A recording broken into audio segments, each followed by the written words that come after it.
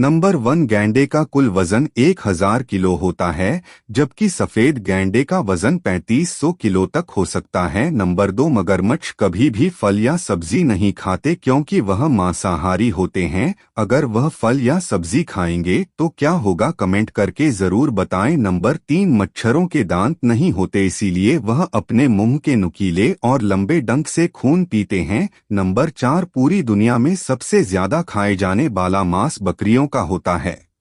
Number 5 आप लोगों ने देखा होगा बिल्लियों को पानी बिल्कुल नहीं पसंद, इसीलिए उनको पानी देखकर बहुत ज्यादा गुस्सा आता है। अगर वीडियो पसंद आई हो तो वीडियो को लाइक और चैनल को सब्सक्राइब करें।